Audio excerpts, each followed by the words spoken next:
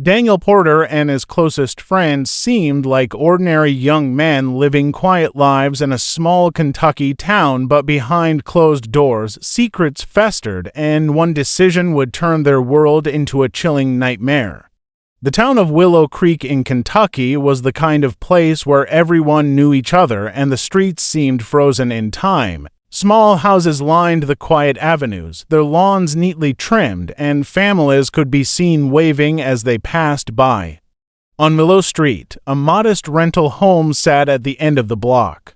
From the outside, it looked ordinary: peeling paint on the siding, a cracked driveway, and a small garden that had seen better days. Nothing about it suggested it would become the scene of one of the most shocking crimes the town had ever experienced. The home had recently been rented by a young man named Daniel Porter. Neighbors barely noticed him. He kept to himself, always leaving early for work and returning late at night. His presence was quiet, unobtrusive, and easily forgotten. But in the week leading up to the discovery, something had shifted. A strange odor began to drift from the house, faint at first, then gradually stronger. One neighbor described it as a mix of rot and chemicals, an unnatural smell that seemed to linger in the air even after stepping away. It was this smell that finally prompted a call to the local police department early one morning. The officer who responded recalls that, at first, nothing seemed out of the ordinary. The door was unlocked, the interior quiet, and the house appeared to be just another ordinary home in a small town. But when he descended the narrow staircase into the basement, he immediately knew something was terribly wrong. The room was dimly lit, with only a single bare light bulb casting shadows across the concrete floor. It was there, in the corner, that the officer saw a human body, decapitated and arranged in a way that suggested deliberate placement rather than a hasty disposal.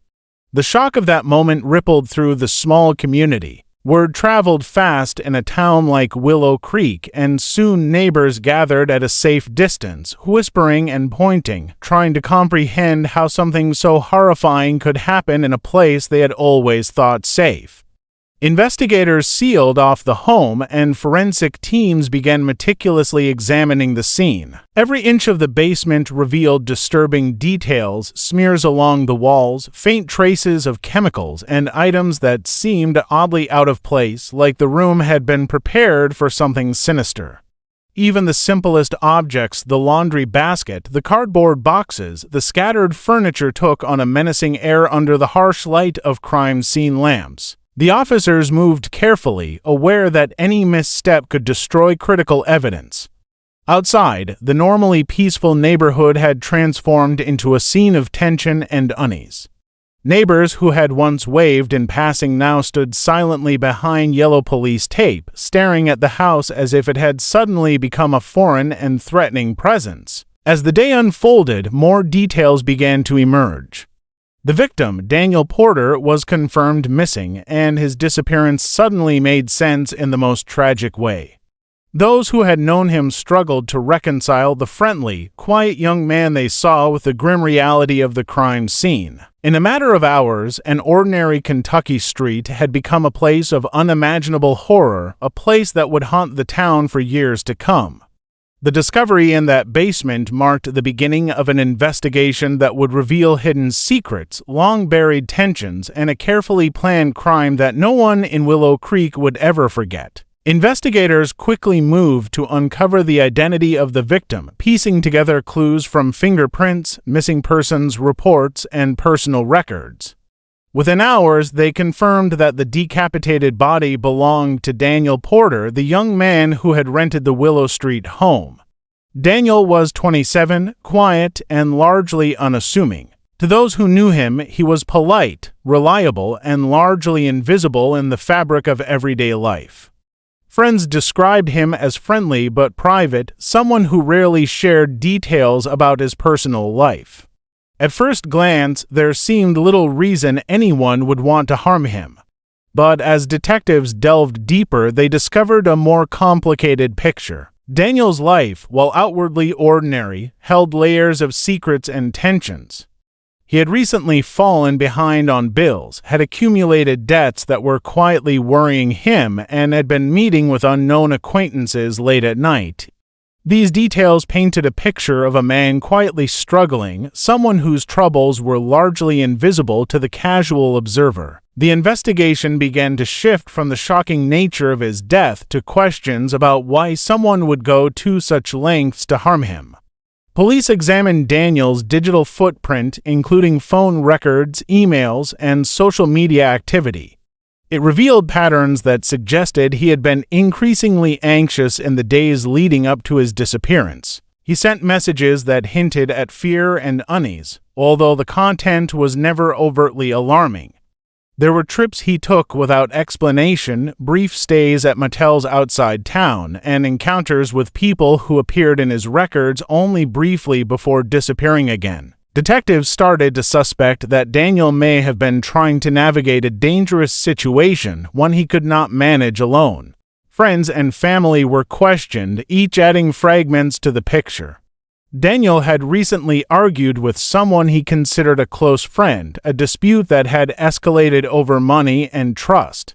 There were vague mentions of threats, though no one seemed to think them serious at the time. These small tensions, unnoticed by the broader community, now seemed significant, possibly forming the foundation of a crime that had been planned and executed with precision. The investigators also examined Daniel's habits and routines. He was not a confrontational person. He avoided conflict whenever possible, rarely socialized late at night, and generally kept to himself. This made the violent nature of his death even more shocking. Whoever was responsible had likely exploited his predictable patterns, knowing when he would be alone and vulnerable. The more detectives uncovered, the clearer it became that this crime was not random. It was targeted, methodical, and deeply personal. As the investigation continued, Daniel's life began to take on an almost dual existence in the eyes of law enforcement. By day, he was an ordinary young man navigating work and social interactions. By night, he was involved in circumstances that had left him exposed to danger. Each discovery raised more questions. Who would harbor such resentment towards someone like Daniel? How long had this plan been in motion? And perhaps most haunting of all, what had Daniel known about his own fate before it was too late? The investigation into his life revealed a story of secrecy, fear, and hidden connections, making it clear that the quiet neighborhood of Willow Creek had been harboring a darkness far beyond what anyone had imagined. The rental home on Willow Street quickly became a focal point of the investigation, and its history drew the attention of detectives. On the surface, it had always appeared ordinary, just another modest home in a quiet Kentucky town. But records revealed a pattern that raised suspicion. The property had changed hands several times over the past decade, with each tenant staying only briefly. Some left abruptly, others were quietly evicted, and in at least one case, a tenant disappeared for weeks without explanation. While none of these incidents had ever been linked to criminal activity, the recurring turnover now seemed more than coincidental. Neighbors began to recall unusual occurrences tied to the house. There had been strange noises at night, muffled thumps that sounded like furniture being dragged or something heavy being moved. A few residents mentioned seeing flickering lights in the basement long after dark, and one elderly neighbor remembered a scream that had faded so quickly it was difficult to locate its source. At the time, these events were dismissed as ordinary neighborhood disturbances or the eccentricities of temporary tenants. In retrospect, they painted a chilling picture of the home as a space where secrets had long been hidden. When police conducted a detailed search, the basement revealed even more disturbing evidence. Forensic teams discovered traces of chemicals and materials that indicated careful planning. Hidden compartments and storage spaces suggested the area had been prepared deliberately, possibly to conceal or manipulate evidence. Every detail, from the placement of furniture to the remnants of household items, appeared to have been arranged with precision. It became clear that the killer had spent considerable time preparing the basement for something sinister. The investigators also noted patterns in the house's layout and construction that could have aided the crime. The basement was unusually deep and isolated from the rest of the property, with poor ventilation and a single point of entry. Such a design would allow someone to work in secrecy without drawing attention from neighbors or passers-by.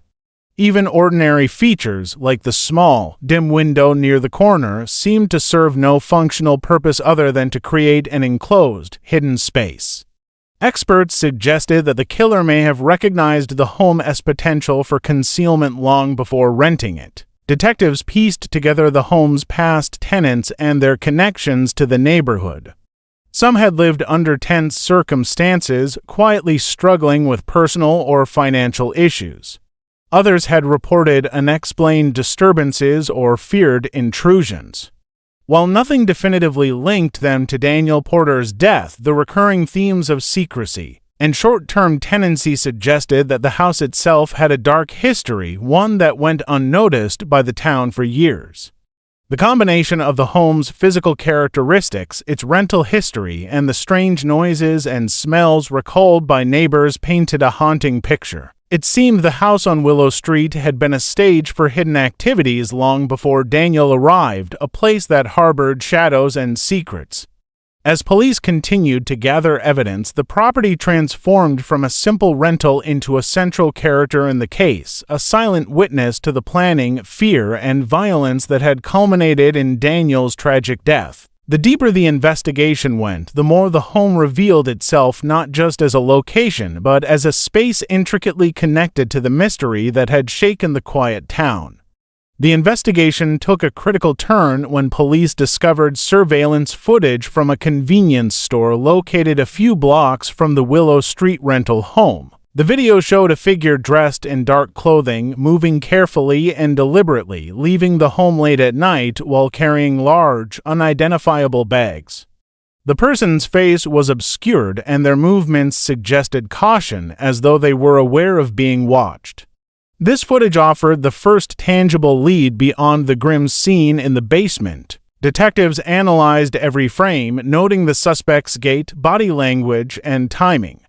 They compared it with known associates of Daniel Porter, hoping to identify someone who could have both motive and opportunity. Parallel to this, digital forensics began revealing more of Daniel's final days. His phone records indicated calls and messages to a person he had trusted deeply, someone he had considered a close friend. In those communications, there were subtle signs of tension, hints of disagreements, and a growing unease. Daniel had attempted to manage the situation privately, never involving law enforcement, and his attempts to negotiate or protect himself only highlighted the careful planning behind the eventual crime. Investigators realized the relationship between Daniel and the suspect was far more complicated than it initially appeared. It involved trust betrayed, hidden resentment, and possibly financial disputes that had escalated over time. Evidence collected from the home and surrounding areas began to form a disturbing pattern. Traces of chemicals and tools used to manipulate the basement space suggested premeditation. The large bags observed in the surveillance footage likely contained items meant for the crime or its concealment. The methodical nature of the act became increasingly clear. This was not a crime of impulse. Whoever had committed it had studied Daniel's habits, anticipated his movements, and prepared the environment for a specific outcome. Every element, from the timing of the visit to the arrangement of the basement, pointed to a calculated approach that left investigators both impressed and unsettled by its precision. Further inquiries into the suspect's background revealed an unsettling familiarity with Daniel's routines. Neighbors, friends, and co-workers recalled subtle signs, a person asking unusual questions about Daniel's schedule, showing up at locations unexpectedly, or expressing concern over Daniel's minor troubles. These small details, previously overlooked, now suggested that the suspect had spent significant time observing and planning. The deeper detectives investigated, the more it became evident that this crime had been carefully orchestrated by someone who knew the victim intimately and understood the vulnerabilities he could be exploited for. The breakthrough came when investigators linked multiple strands of evidence: the surveillance footage, the suspect's relationship with Daniel, and forensic traces found in the basement. The combination of digital and physical clues narrowed the focus to a single individual. With this evidence, police were finally able to identify the person responsible, someone Daniel had trusted implicitly. The discovery was shocking to the community, demonstrating how a seemingly ordinary friendship could conceal deep-seated motives, resentment, and a willingness to commit an unthinkable act. The investigation, which had started with a horrifying discovery in a quiet basement, had now revealed the dark human story at its center, uncovering betrayal, manipulation, and calculated violence that no one had anticipated. The arrest of the suspect sent shockwaves through the town of Willow Creek. Residents struggled to reconcile the image of a familiar, seemingly trustworthy individual with the violent and calculated crime they had committed. Court proceedings revealed a disturbing level of premeditation, and the details of the planning were unsettling for everyone following the case. The suspect admitted involvement but avoided describing the most grisly aspects, leaving parts of the story shrouded in mystery. Even as justice moved forward, questions lingered, highlighting the complexity and darkness of human relationships. During the trial, investigators detailed the careful preparation that had gone into the crime. The basement had not been an impulsive choice. It had been selected for its isolation and suitability for concealing activities. Forensic experts explained how chemical traces and hidden compartments had allowed the crime to be executed with meticulous precision. The prosecution painted a portrait of a suspect who had studied the victim's habits, anticipated vulnerabilities, and acted methodically to carry out a plan that had been months in the making. The evidence was overwhelming, leaving little room for doubt in the minds of the jury. Daniel Porter's life was examined in detail during the proceedings, revealing the personal struggles that had left him exposed. His attempts to manage conflicts quietly, to navigate financial and social pressures without involving others, had made him vulnerable. The court revealed how the suspect exploited trust and familiarity, turning what had been a close friendship into an opportunity for manipulation and violence. Witnesses testified about small, seemingly insignificant interactions that, in hindsight, hinted at tension and concealed motives. Each revelation added depth to the tragic narrative, showing how ordinary life had intersected with calculated danger. As the trial concluded and the conviction was secured, the town of Willow Creek began the slow process of coping with the aftermath. The rental home at the end of Willow Street, once a place of normalcy, remained empty and silent, a lingering reminder of the crime. Neighbors reported feeling a sense of unease even after the case was closed, as though the house retained the memory of what had occurred within its walls. Some residents admitted they would never view the quiet streets in the same way, haunted by the realization that darkness could exist unnoticed in the most familiar places. Even with justice served, unanswered questions remained. Details of the suspect's motivations, the extent of planning, and certain aspects of the crime itself were never fully disclosed. These gaps left a lingering tension in the community and in the minds of those who followed the case. Yet, the conviction provided closure in a legal sense, confirming that the person responsible for Daniel Porter's death had been held accountable. For the town, the story became a cautionary tale about trust, appearances, and the hidden complexities that can exist behind ordinary lives. The tragedy transformed Willow Street, turning a quiet neighborhood into a place forever marked by loss, careful observation, and the stark reminder that danger can sometimes hide in plain sight.